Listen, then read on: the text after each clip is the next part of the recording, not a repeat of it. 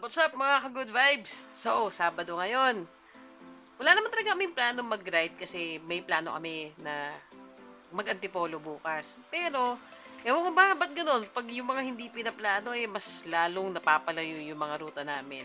So, ito, magkasama kami ng friend ko. Nagpasama ako pumunta ng Mandaluyong kasi may di-deliver dapat ako doon via Grab.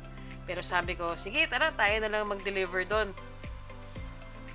So ito, nandito na kami sa Mandaluyong sa may Bonnie Avenue. Nakakatawa itong kalsada to kasi napaka-masunurin ng mga kotse. Kung mapapansin nyo, hindi talaga sila pupunta sa bike lane. Shout out Mandaluyong peeps! At after namin na-deliver yung items, so nandito na kami ngayon papuntang Rockwell. Ganda dito, oh. So very majestic. O, diba? Ang sarap mag-picture. So yan, huminto kami dito sa bridge na to para mag-picture-picture at magpa-cute. So, after namin mag-Rockwell, di naman namin pinaplano na mag-BGC. Kaso, ewan ko, nakakabobo. Hindi talaga ako sanay siguro na nagbabike pa sa ganitong lugar to. Kasi, pag nakakotse, di naman ako naliligaw. Pero ito, medyo naligaw kami, hindi namin ipabalik na Ortigas. So, napadbad kami dito sa BGC. O di, why not? O di, tara, BGC tayo. Ito, shout out naman sa dalawang Fixie Riders. Kuya, pwede naman sana mag-helmet. Kaso, sige na nga, trip nyo yan eh.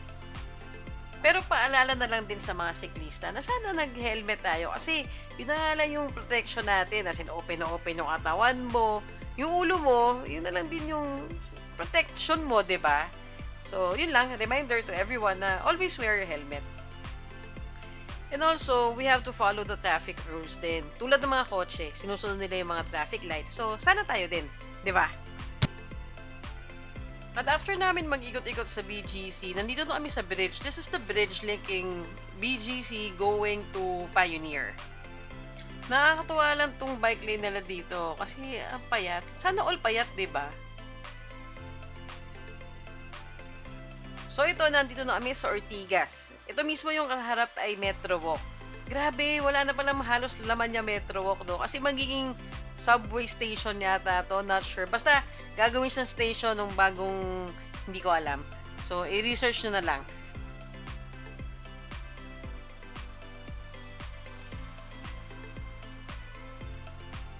So, from Meralco Avenue, nandito na kami ngayon sa Ortigas Avenue. Tapos from here, liliko na kami going to Green Meadows. And then, sa Green Meadows, may makikita kami, matutulungan namin. Yan, sila kuya. Nag-aberya kasi sila sa bike nila. So, tinulungan namin. Then, after tulong, ayan, picture-picture para naman may remembrance, di ba? Shoutout Kuya Wilson!